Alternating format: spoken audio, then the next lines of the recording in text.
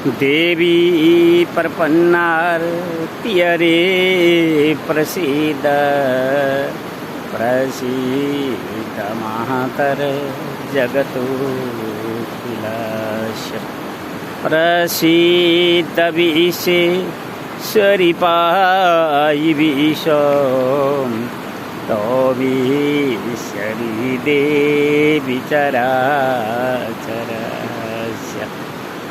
वैदिक विज्ञान अनुसंधान वर्ष 2078 साल आज उसको 23 गते शुक्रबार को दिन म अहिले 4 बजेतिर श्री बुढीगण्डकी र त्रिशुलीको यस बेन सङ्गम तीर्थमा आइपुगेको छु र मैले तपाईहरूलाई यहाँबाट यो सामग्री भिडियो देखाइ पनि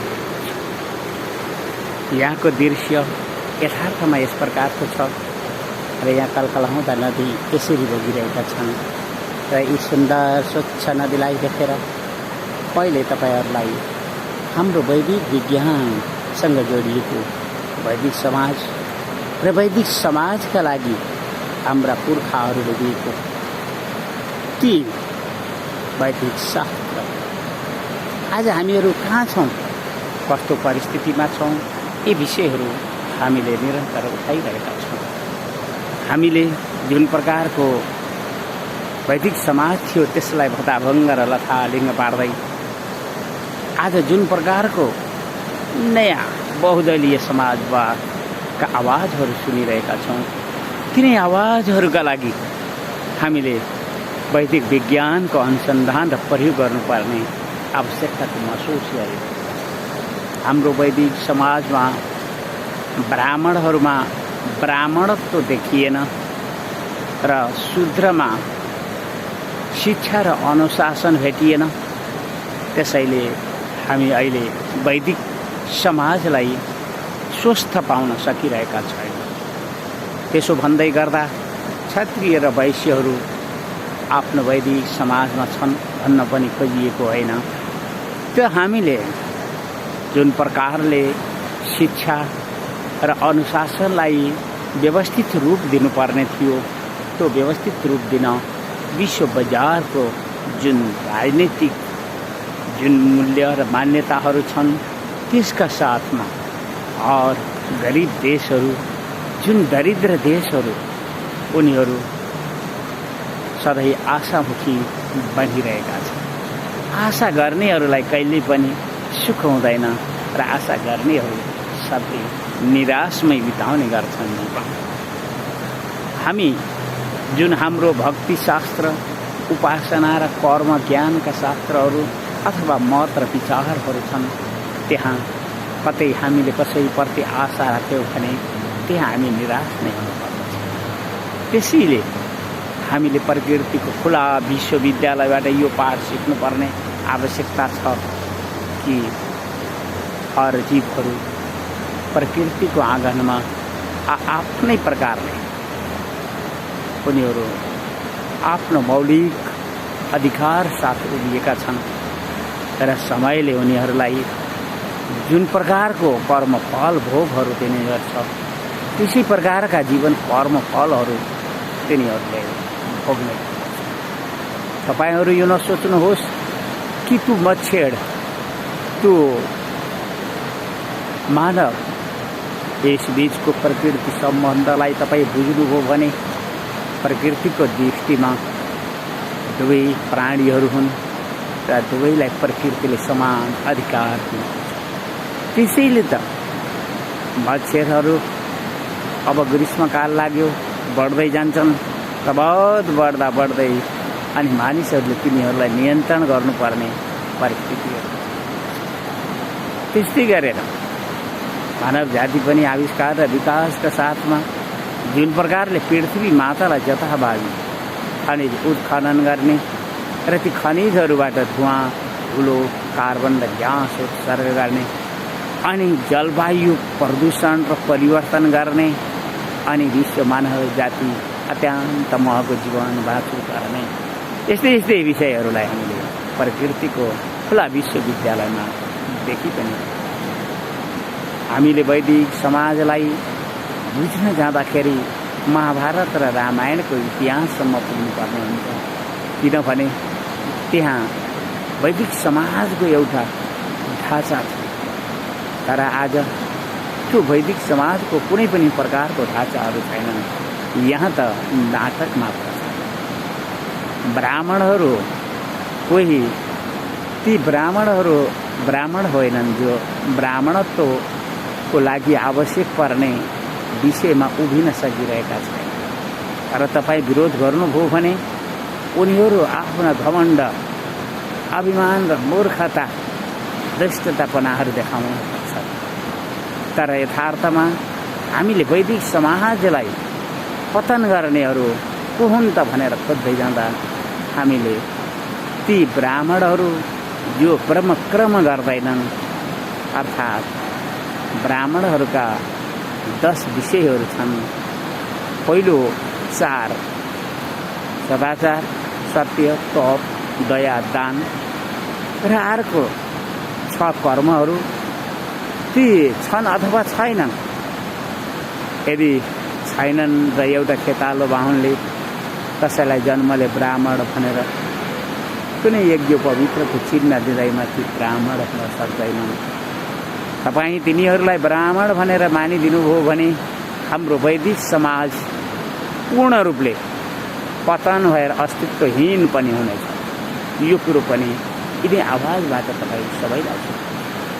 हामीले तिनीहरू शूद्रहरूलाई मानवताको दृष्टिबाट अनुभव गरी अनुसन्धान गरिरहेका छौँ र उनीहरूलाई शिक्षा र अनुशासन दिने जुन प्रयासहरू वैदिक समाजमा गरियो, आज पनि ती प्रयासहरू चलिरहेका छन्।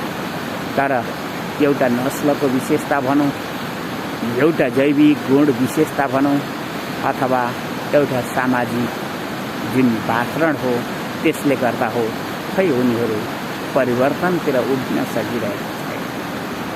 हामीले हर प्रकारबाट उनीहरूको विषयमा पनि अध्ययन गरिरहेका छौँ र जसले आफूलाई ब्राह्मण भनिरहेका छन् ती मूर्ख, ती घमण्डी र ती दुष्ट प्रवृत्ति हुनेहरूलाई हामीले निकै नजिकबाट देखेर के अनुभव गऱ्यौँ भने कि वैदिक समाजलाई जुन ध्वस्त पार्ने र पतन पार्ने त यथार्थमा भन्नु पर्यो भने ब्राह्मणहरू नै हो।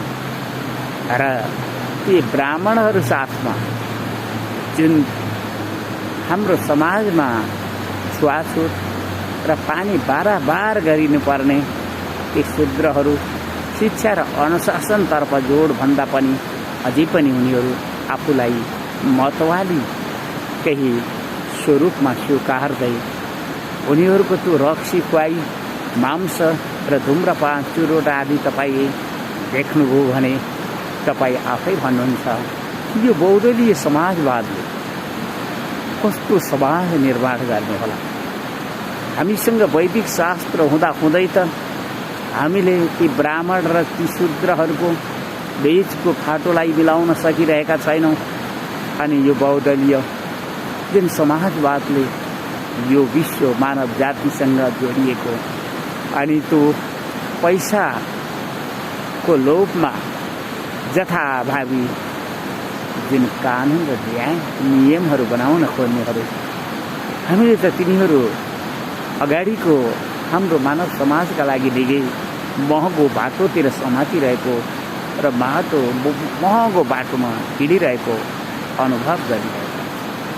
एउटा वैदिक समाजको विचार र चिन्तनहरूलाई हामीले निकै नजिकबाट देख्यौँ र ती प्रकृति रूपबाट जुन अशक्त र उनीहरू आफ्नो जीवन जिउनका निमित्त ईश्वर भरोसामा गइरहेका हुन्छन्, त्यस्ताहरूले आजको जुन बौद्धलीय समाजवाद भनौँ अथवा आजको जुन हावा छ कि वैज्ञानिक समाजवाद, तिनीहरूलाई संरक्षण गर्न सक्दैन। पैसा सबै थोक होइन। यदि कसैले पैसा सबै थोक हो भने एकपटक जुन 90 कोभिडलाई हेर्ने र विश्व मानव समाजमा सम्पन्न राष्ट्र अमेरिका र त्यहाँ कोरोनाका लागि मात्र बलि चढिसकेका 8 लाख त्यहाँका मानव जातिहरूलाई यसो निहाल्दा यदि पैसा नै सबै थोक हुन्थ्यो भने उनीहरू त्यसरी कोरोनाका लागि बलि चढ्नुपर्ने परिस्थिति आउँथ्यो। तर पनि विश्व मानव जातिहरू पृथ्वी मातालाई जथाभावी ती खनिजहरू उत्खनन गरेर दुरुपयोग गर्न छोडिरहेका छैनन् अनि धुवाँ ठुलो कार्बन ग्यास उत्सर्ग गर्न छोडिरहेका छैनन्। त्यसैले आउँदा समयहरू कति दैवी र प्रकृतिको प्रकोप र ती दैवी सङ्कटहरू साथ उभिनुपर्ने हो। यो भविष्य हाम्रा लागि इतिहासमा छ।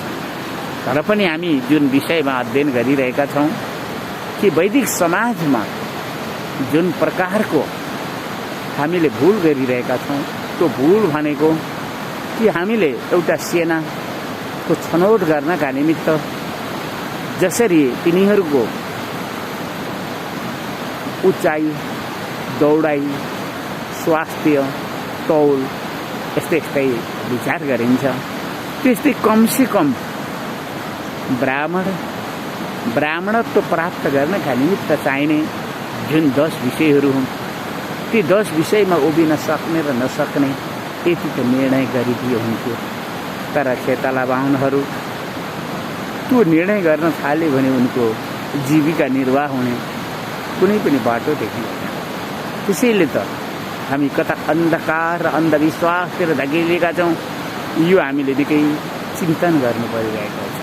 यथार्थमा तपाईँ आजको जुन राष्ट्रिय परिस्थितिलाई अनुसन्धान गर्नुहुन्छ भने कि यो अल्मलिएको हाम्रो समाज यो निकै घातक परिस्थितिमा जान्छ। त्यसैले हामीले कसैलाई पनि सुधार्नका निमित्त सल्लाह दिने छैन। हामीले त प्रकृति अनुकूल भएका जसले गोर्खा राज्य नेपाललाई सम्मान दिन्छन्, जसले विश्व मानव जातिलाई सृजना गर्ने प्रकृति शक्ति पाएका ती देवी आमाहरूलाई सम्मान दिन्छन्, जसले यो विश्व मानव जातिकै आदि गुरु ती देवी आमाहरूलाई सम्मान दिन्छन् उनीहरू र जसले पृथ्वी मातालाई सम्मान दिन्छन् उनीहरूलाई हामीले हाम्रो नजिक ल्याइरहेका हुन्छौँ र हाम्रा भाषाहरूले उनीहरूलाई सम्मान दिन्छ। हामी वैदिक विज्ञानको अनुसन्धान गर्ने क्रममा सूर्याग्नि नामका देवतालाई हामीले लिएका छौँ। हामीले ती सूर्य र अग्नि जुन जैविक जठराग्नि तपाईँ एकपटक आफ्नो जीवनलाई बुझ्ने तरफ पुग्नुभयो भने मेरा भाषाहरू सजिलै बुझ्नुहुनेछ। अहिले त म बुढी गण्डकी र त्रिशुलीको बेनी सङ्गममा आएर मैले यसरी तपाईँहरूलाई यी नदीको सुन्दरतालाई देखाइ पनि रहेको छु र मैले एउटा आफ्नो जीवनलाई खोजिरहेको छु, बुझिरहेको छु। त्यो जीव र ती भौतिक शरीरहरू, त्यो समय र मृत्युहरू अनि मेरो समाज अनि मेरो राष्ट्र अनि यो विश्व मानव जातिहरूको सम्बन्ध आखिर जुन हामी प्रकृति स्वचालित यो सृष्टिक्रमलाई बुझिरहेका छौँ त्यहाँ पुग्दा आनन्द लाग्छ, गदगद लाग्छ र हामीले जस्तो प्रकारका अनावश्यक जुन विचारहरूतर्फ गइरहेका थियौँ हामी प्रकृतिमा उभिएपछि त्यहाँ ती सबै प्रकृतिद्वारा स्वचालित विषयहरू बुझिँदो रहेछ। आज मैले तपाईँहरूलाई यो भिडियोमा त्यही विषयहरूलाई उठाउने छु कि यदि तपाईँ वैदिक समाजलाई पुनः स्थापना गर्न चाहनुहुन्छ भने तपाईँले ब्राह्मणहरूमा ब्राह्मणत्व आउने ती 10 विषयहरूलाई खोज्नुहोस् र त्यही अनुसारको छनौट गरेर विशुद्ध ब्राह्मण र ब्राह्मणत्व परम्परालाई संरक्षण गर्न जानुहोस् र तपाईँले हाम्रो समाजमा छुवाछुत पानी बारम्बारका ती शूद्र जन्म सिद्ध मानिएका छन् उनीहरूलाई शिक्षा र अनुशासनद्वारा एउटा सभ्य मानव समाजतर्फ लैजाने सोचहरू राखिदिनुहोस्। तपाईँ अवश्य नै त्यस मानवतावादको उच्च शिखरमा समाजवाद र ती समाजवादमा पनि तपाईहरूलाई जुन वैदिक शास्त्रहरू छन् जहाँ वर्णाश्रम धर्महरूको संरक्षण गर्न र ब्राह्मणमा ब्राह्मणत्व संरक्षण गर्नका निमित्त जुन प्रकारले वैदिक साहित्यहरूले उल्लेख गरिएको छ हामी त्यस आँगनमा उभिएका छौँ। हामीले आचार्य शङ्करलाई स्मरण गर्छौँ जुन बेला हाम्रो भारतवर्षमा बौद्धहरू ती वाममार्गीहरू अनि जैनी अनि यस्तै अनेक प्रकारका धर्मीय परम्पराहरू जुन आज विश्व बजारमा पैसाका बलमा आउनेहरू त्यसै प्रकारले नै आइरहेका छन्। हाम्रो समाजमा जुन गइरहेका छन् हामीले देखिरहेका छौँ कि ती धर्म परिवर्तनका लस्करहरूमा जो वैदिक सनातन धर्मलाई लान्छना लगाउँदै अन्य बजारमा पैसाका बलमा घुम्ने धर्महरू साथ नाच्नेहरूको भोलि कुन दशा हुन्छ त्यो एउटा कसाईले किनेको बाख्रो उसले त्यो बाख्रो हिँडाउनका निमित्त जुन प्रकारले हरियो डाले घाँसलाई हातमा लिएर उसको काँधमा डोरी बाँधेर हिँडिरहेको र म्या गरिरहेको त्यो दृश्यलाई प्रकृतिको खुला विश्वविद्यालयमा देख्ने गर्नुहोस्। अनि जब त्यो कसाईको त्यो वधशालामा पुग्छ अनि उसको टाउको काटिन्छ अनि तपाईँ थाहा पाउनुहुन्छ के वैदिक सनातन धर्ममा हामीले जुन आस्था राखेनौँ र हामीले पैसाका लागि विश्व बजारका अनेक प्रकारका धर्महरूमा उचित्यौँ आखिर दुर्दशा हाम्रो यस्तो भनेर भोलि इतिहासमा तपाईँहरूले सम्झनुपर्छ। तपाईँ हेर्नुहोस् महाभारतको एउटा दृष्टान्त मैले तपाईँलाई कि महाभारतमा जुन महाभारतको युद्ध तयारी थियो त्यस युद्धका निमित्त मद्र देशबाट मद्र नरेश आइरहेका थिए र वो मद्र नरेश माद्रीका आफ्नो दाजु हुनाले ती भान्जाहरू नकुल र सहदेवका साथ दिनका निमित्त युधिष्ठिर भीम र अर्जुनलाई साथ दिनका निमित्त आइरहेको मान्छे त्यो दुर्योधन त्यो दुर्वासा त्यो शकुनी अनि कर्ण जस्ता ती दुराचारीहरूको जुन छल प्रवृत्तिमा उल्झिएर आखिर के भयो त त्यस्ता नरेश राजा जस्ता त महाभारतको युद्धमा मर्नु पर्यो भने सामान्य रूपबाट जुन आफ्नो सनातन धर्म संस्कृतिलाई छोडेर अन्य धर्म संस्कृतिमा जानेहरूको दुर्दशा मलाई लाग्छ भोलि हुने हाम्रो समाजको धार्मिक युद्धमा परिस्थिति त्यही नै आइपुग्नेछ। धर्म युद्ध त सुनिश्चित छ किनभने प्रकृतिले आफ्नो सन्तुलन खोजिरहेको छ। विश्व मानव जातिले पृथ्वी मातालाई जथाभावी खनिज उत्खनन गरेर दुरुपयोग गरिरहेको छ। त्यसको परिणाम धुवाँ ठुलो कार्बन ग्यास उत्सर्ग अनि त्यो जलवायु प्रदूषण र जलवायु परिवर्तन अनि त्यो प्रकृति र दैविक प्रकोपका परिस्थिति हो। हामीले यी आवाजहरू तपाईँलाई हामी वैदिक शास्त्रमा उभिएका छौँ र वैदिक समाजको पतनका कारणहरू खोजिरहेका छौँ। हामीले ती ब्राह्मणहरू जो घमण्डी छन् जो मूर्ख छन् र जो दुष्ट छन् उनीहरूलाई निकै नजिकबाट अनुभव गरिरहेका छन्।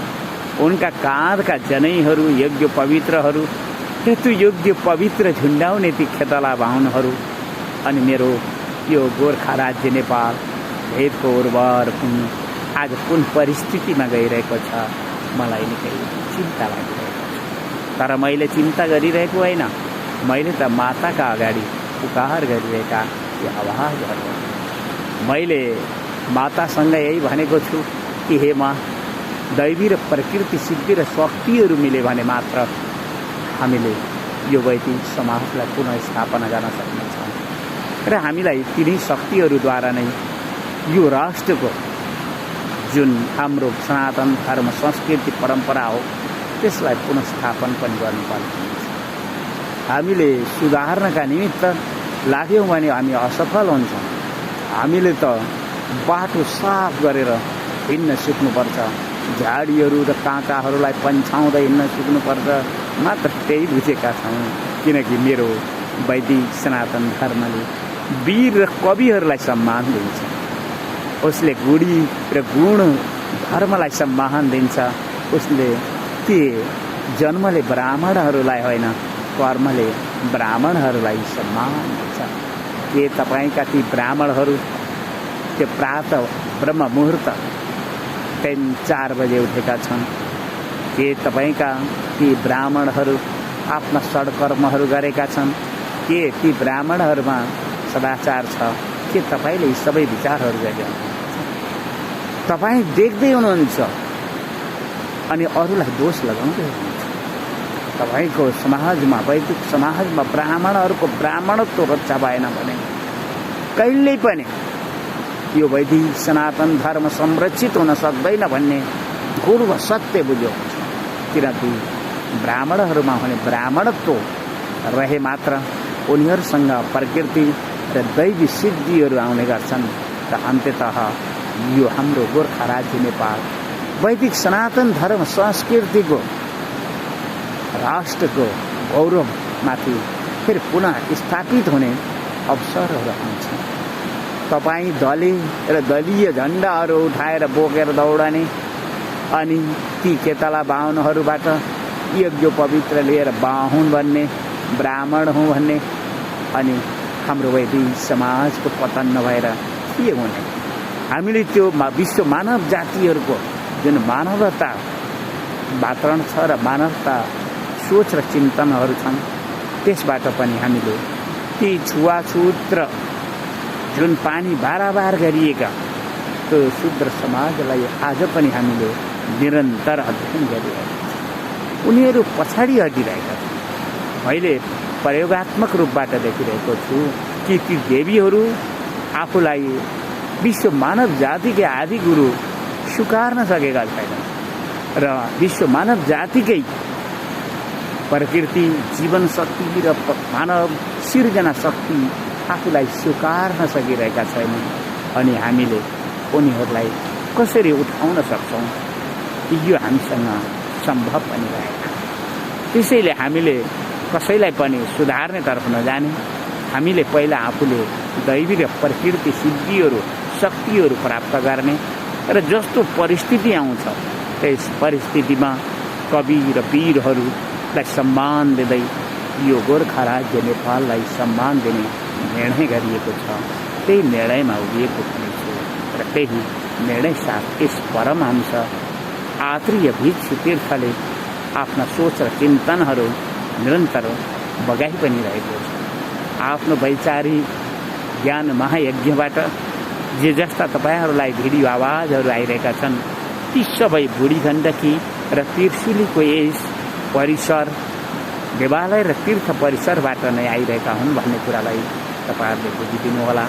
र बुढी गण्डकी र त्रिशुलीको यस भेनी सङ्गम एउटा यस्तो प्रकृतिको ऊर्जा भरिएको अध्यात्म जीवनलाई सफल बनाउनका निमित्त जुन हामीलाई आवश्यक पर्ने ऊर्जाहरू छन् ती ऊर्जा अर्थात् तेजस्वी स्वभाव र विचारहरूमा दैवी र प्रकृति विचारहरू जगाइरहेको मैले अनुभव गरेको छु भन्दै मैले आजको भिडियोलाई यतै विश्राम लिन्छु।